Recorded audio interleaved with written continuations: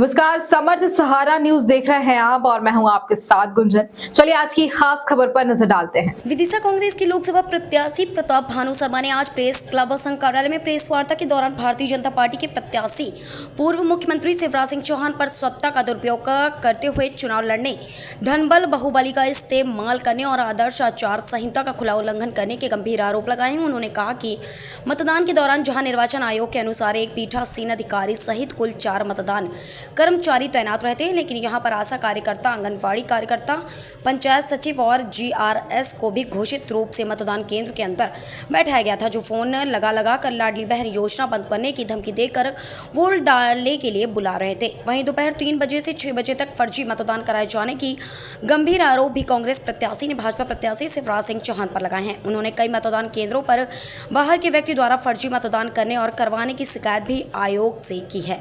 प्रताप भानु शर्मा ने कहा कि राज्य निर्वाचन आयोग और केंद्रीय निर्वाचन आयोग को उन्होंने लिखित शिकायत करते हुए इस पर संज्ञान लेकर कार्रवाई की मांग की है। यदि आयोग इस पर कोई कार्रवाई नहीं करता तो हम न्यायालय की शरण में तमाम तथ्यों और सबूत के आधार पर जाएंगे। नहीं, हमने चुनाव के दौरान और चुनाव के बाद भी भाजपा के प्रत्याशी शिवराज सिंह को आदर्श आचार संहिता का उल्लंघन करते देखा। सत्तारूढ़ पार्टी के प्रत्याशी हो रहे तो प्रशासन का दुरुपयोग करते देखा, सरकारी संसाधनों का दुरुपयोग करते देखा। और सबसे बड़ी बात यह है कि फर्जी मतदान किस तरह से किया जा सकता है योजनाबद्ध तरीके से, पहली बार स्वयं मैंने पोलिंग बूथ पर जाकर देखी। ये एक बहुत बड़ी बात है कि कैसे उनके कार्यकर्ता दबाव बना रहे हैं प्रशासन पे, अधिकारी पे, और वो मूक दर्शक बने हुए जो लोग वोट डाल गए उनको दोबारा वोट डलवा रहे हैं, उन पर शाही के निशान नहीं लगा रहे हैं, या कोई बाहर का आदमी आके दबाव में खुद ही वोट डाल रहा है, एक आदमी 20-20 वोट डाल रहा है, ऐसा पोलिंग बूथ में होते हुए देखा। तो ये चुनाव के दौरान ही मैंने शिकायत करी, जिला निर्वाचन अधिकारी को भी मैंने शिकायत करी। मध्य प्रदेश के मुख्य निर्वाचन पदाधिकारी अनुपम राजन जी हैं, उनसे भी भेंट करके मैंने शिकायत करी है कि ये इस तरह से सत्ता का दुरुपयोग है और चुनाव को प्रभावित करने की कोशिश है। इसी तरह से जब पहली बार ये विदिशा में शिवराज सिंह निकले थे मास कॉन्टैक्ट करके, उस पर अब उनका जन आशीर्वाद यात्रा के रूप में निकाली थी, कारकेट पूरा गया था, 25-30 गाड़ियाँ थी, उसमें 8-10 सरकारी गाड़ियाँ थी, प्रोटोकॉल था। काय का प्रोटोकॉल चुनाव में प्रत्याशी का? चीफ मिनिस्टर है, भूतपूर्व चीफ मिनिस्टर, उनको घर पे मिले, रेजिडेंस पे मिले। पर जब एक प्रत्याशी के रूप में वो फील्ड में काम कर रहे हैं तो उनके लिए प्रशासन को ये प्रोटोकॉल देने की जरूरत क्या पड़ रही है? 10-10 गाड़ियाँ सरकार की चली जा रही हैं, एसडीएम की चली जा रही है, पुलिस की गाड़ियाँ चली जा रही हैं, पायलट गाड़ी चली जा रही हैं। ये हमने विदिशा से गुलाबगंज के बीच में देखा 22-23 तारीख को, उसकी रिपोर्ट भी करी। नहीं, इसमें घोर आपत्ति उठाई है हमने, क्योंकि मतदान केंद्र में निर्धारित इनका जो एक निर्देश है उसमें ये निर्देशित किया गया है कि सिर्फ 4 लोगों की पोलिंग पार्टी होती है, एक प्रिसाइडिंग ऑफिसर, 3 उसके असिस्टेंट। पर हमने देखा कि वो बैठे हुए, उनके साथ ही सटे हुए कमरे में 4 लोग, आंगनबाड़ी कार्यकर्ता, आशा कार्यकर्ता, सचिव, रोजगार सहायक और एक आध कोई और, 4-5 हमने फोटो भी दिए हैं, आप देखेंगे फोटो में।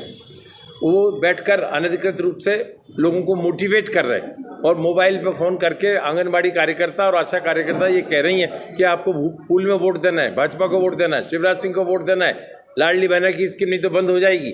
ये क्या है? प्रलोभन है, घूस है, भ्रष्ट आचरण है। ये बहुत गंभीर मामला है। जब मैंने उनसे पूछा कि आपका बताइए ड्यूटी कार्ड कहाँ है, तो उठ के बाहर निकलनी, कोई ने ड्यूटी कार्ड नहीं बताया। फिर मैंने प्रिसाइडिंग ऑफिसर से कहा कि इनके ड्यूटी चार्ट है क्या आपके पास? ड्यूटी कार्ड बताओ, ड्यूटी चार्ट बताओ। विदिशा से लेके शाहगंज तक किसी के पास कोई ड्यूटी कार्ड नहीं मिला, ड्यूटी चार्ट नहीं मिला। 32 साल पहले इसी सीट पर अटल बिहारी वाजपेयी जी के सामने आपने चुनाव लड़ा, आज 32 साल बाद इसी सीट पर शिवराज जी के सामने चुनाव लड़ रहे हैं। क्या परिदृश्य देखते हैं, क्या अंतर देखते हैं? नहीं, उस समय प्रशासन निष्पक्ष था, चुनाव सही तरीके से होते थे, पैसे का, धन का इतना वो नहीं था, प्रशासन का इतना इन्वॉल्वमेंट, सत्ता का दबाव वोटर्स पर नहीं होता था और निष्पक्षता से चुनाव होता था। अटल जी ने भी निष्पक्षता से ही चुनाव लड़ा था और मुश्किल से 70-80 हज़ार का डिफरेंस हम लोगों के बीच में था। जीत हार का चुनाव हम लड़ते थे, रिकॉर्ड बनाने का चुनाव उस समय नहीं लड़ा जाता था। आज साम दाम दंड भेद सभी से इस बात के लिए चुनाव लड़ा जाता है कि रिकॉर्ड बन जाए। हो सकता है हारने का रिकॉर्ड बन जाए उनके। पार्टी के शिवराज जी के वो आचरण अब नहीं रहे जो अटल बिहारी जी के थे। जमीन आसमान का फर्क है। इनका चाल चरित्र और चेहरा बदल गया है अब। फिलहाल इस खबर के साथ इतना ही। बने रहिए हमारे साथ समर्थ सहारा न्यूज पर। नमस्कार।